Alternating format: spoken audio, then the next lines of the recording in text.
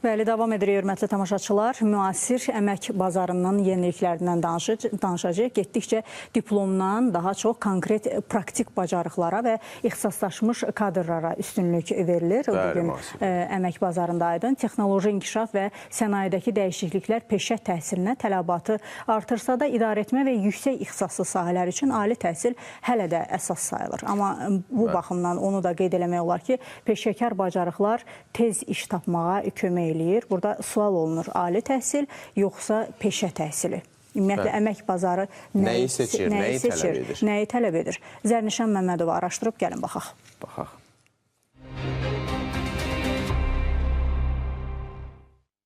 Son illərdə ali təhsil almasına baxmayaraq peşə təhsilinə yönələn şəxslərin sayı artıb.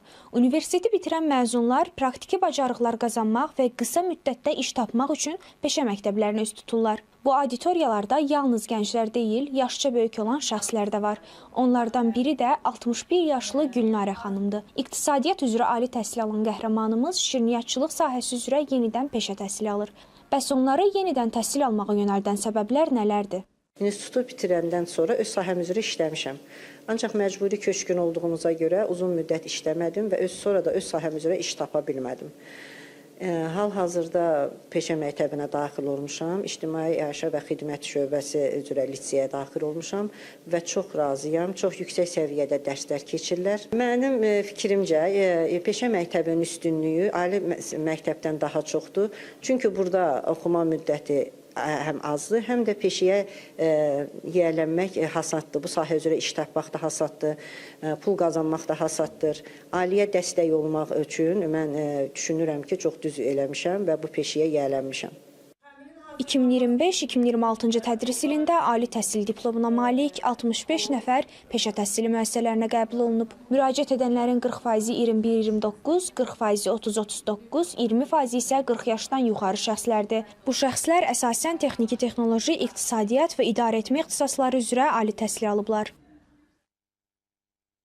Bizim əsas etibarilə %90% istifadə elədiyimiz insan resursları əsasən peşə ixtisası ilə bağlıdır. Bizim özümüz də artıq demək olar ki, hər il mütəmadiən 5 ilə yaxındır 23 tələbəni, 24 tələbəni götürürük və onlara daha çox belə deyək ki, həmin avadanlıqlarla, müxtəlif sahələrlə bağlı maraqlı bir belə deyək ki, ekskursiya keçiririk və bununla bağlı da təlimlər keçiririk. Təbii ki, artıq bu 2 ildir dual təhsilə çevrilib. Dövlət Məşğulluq Agentliyindən bildirildi ki, ötən il 9475 gənc üçün əmək bazarının tələblərinə uyğun peşə hazırlığı kursları təşkil olunub. Bu kursları uğurla başa vuran gənclərin işlə təmin olunmalarına da dəstək göstərilib. Cari il ərzində də bununla bağlı xüsusi proqramlar və layihələrin keçirilməsi gözlənilir. Peşə təhsili üzrə Dövlət Agentliyinin direktoru isə qeyd edir ki, peşə təhsili proqramları əmək bazarının real tələblərinə uyğun formalaşdırılır və məşğulluğu artırır. Bunun daha çox sosial-iqtisadi və təhsil sistemi strukturundan qaynaqlanan səbəblər izah olunur. Burada əsas iki böyük amil vardır. Bunlardan biri ali təhsil sisteminin özündən qaynaqlanan amillərdir. İkincisi isə peşə təhsil sisteminin üstünlüklərindən qaynaqlanan amillərdir.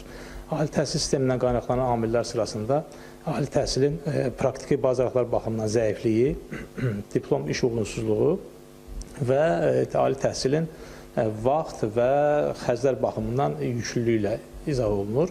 Peşə təhsil sisteminin üstünlüklərindən yaranan səbəblər sırasında isə peşə təhsilinin praktik bacarıqlar baxımından əmək bazarının tələblərinə cavab verməsi və peşə təhsilinin məşğulluğu daha sürətli təmin edə bilməsidir.